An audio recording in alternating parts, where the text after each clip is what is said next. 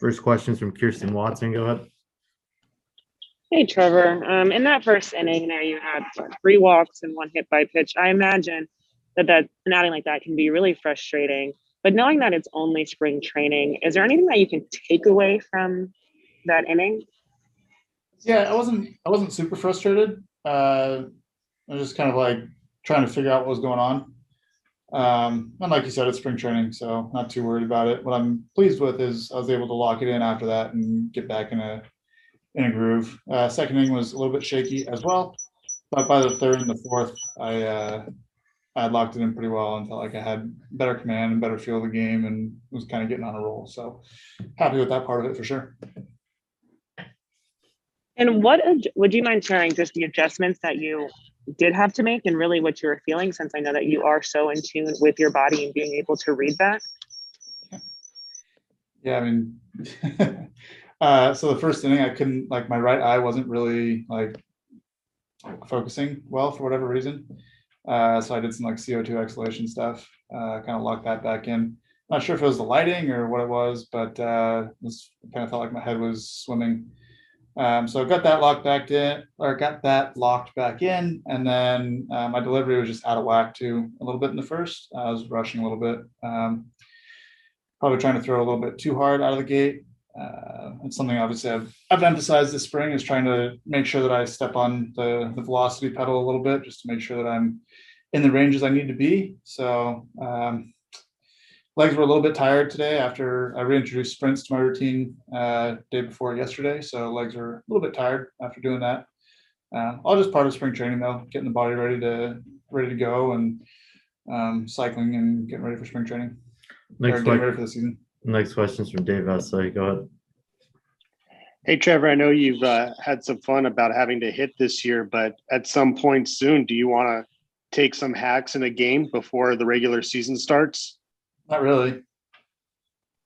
I will. I'll talk to the coaches about it, but no. Have you done anything besides bunting on the backfields to get reacquainted with it? No. Okay. All right. Thank you. Yep. Next question is from Jorge Castillo. Go ahead. Trevor, I guess to follow up on that, when was the last time you hit sort of regularly? I guess 2019. I mean, when I got traded to the Reds, I had to hit the last 2 months of the year. So I think I actually got a hit. Maybe two? One? I don't know. So yeah, Yeah, 49 career plate appearances. Yeah. You kind of broke up. What's that? So you had 49 career plate appearances. You had 3 hits that year, it says here on Baseball Reference. Gotcha. Yeah. 3 more than I thought I'd get in my big league career. I don't know. I'm sure you saw what Blake Snell said the other day about the balls, the seam being raised, and not carrying as much. Have you noticed anything about the balls in your outings? I didn't see what Blake said. Also, I mean, I haven't noticed anything as far as throwing them, and this is the first time I've really pitched at Camelback Ranch consistently. So I really don't know, have an understanding of like how the ball does normally, or like carries normally here. So no, I really haven't noticed a whole lot. But there's a lot of variables right now, so it's hard to pinpoint kind of like if one is true or not. Thank you. Next question is from Jesse Sanchez. Go ahead, Jesse. Say, Trevor, you mentioned something with an eye issue. Has that happened before, or how concerning is that? It's not concerning at all. Yeah, it's happened to me before. It's just like hasn't happened in spring training this year. So, but yeah, it's not concerning at all. So what happens when that happens to your eye? How do you get back to focusing? Sometimes I just close it. Okay. Next question's from Bill Plunkett. Go ahead, Bill. Trevor, we talked before, we talked about all the investment you make in yourself in analysis and technology and being open to all those things. How unique do you think you are among major league pitchers in that aspect? I'm not sure really. Obviously, I don't know anywhere close to all of the major league pitchers and what they do. I know that generally speaking, I'm more into it than the people that I'm surrounded by. But it's really hard to speak on the population as a whole, just because I don't know what anyone else does really. Would you be surprised to find out that you were very unique? I wouldn't be surprised if I was the most unique one. I also wouldn't be surprised if there was someone that was as into it or more into it as I am. Thanks.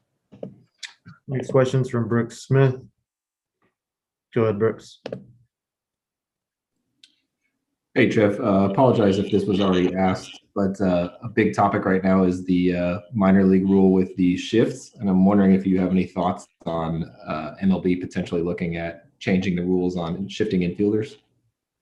I haven't heard. What is the rule? I haven't heard anything about it. Basically, at the AA level, they're testing out making sure that infielders can't leave the infield grass and that there has to be 4 infielders in the infield at all times. So just limiting shifts. Oh. I'm usually in favor of allowing the game to kind of adapt naturally. So, if you shift, and it'll take a couple years for hitters to adapt to it, but there's a lot of free hits out there. That's generally where I fall, but I really don't have a strong opinion on it. I know, like in other sports, they've done stuff that's helped the game. The NBA limited the ability to play zone and stuff like that. So I really don't have a strong opinion on it one way or the other, but I'm usually in favor of allowing the game to adapt on its own. They had also said that they were testing out a automated strike zone. Do you have a strong opinion on that one way or another? Yeah, I personally would like it. I think hitters would hate it. I don't know if the technology is there yet or not. I don't know, but I think there'd be a lot more strikes called, especially if it's a 3D strike zone, which I'm hoping it would be. Someone like Chris Sale, who throws a big sweeping slider that catches the down and away corner to a lefty, the ball's going to end up bouncing by the time it hits the catcher, darn near it, and it's going to be called a strike. So there'd be some oddities with it for sure.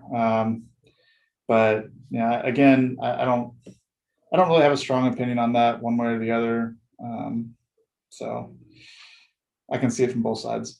Got time for one more. Go ahead, JP. Hey, Trevor, not on the topic of today, but I'm writing about force plates. I know you've been a force plate user for some time now.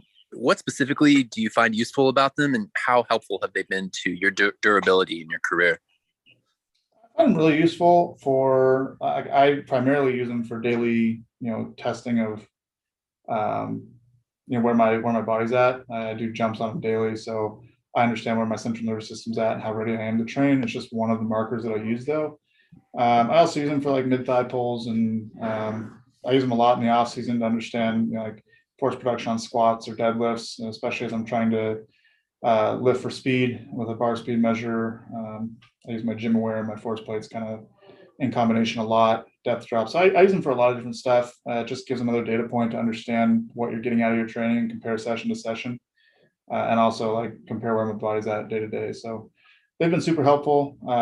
Don't need them to be successful, but certainly helpful when I do have them.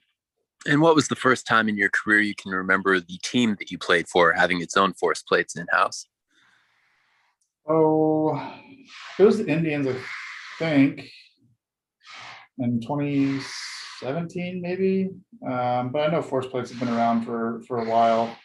The Reds got some. I know a lot of other teams have had them. Primarily, though, they're kind of the in-ground force plates, from what I understand, that don't really travel. So they're mostly like in labs. So they're a lot more accurate when they're like that, but a lot less practical and a lot less usable.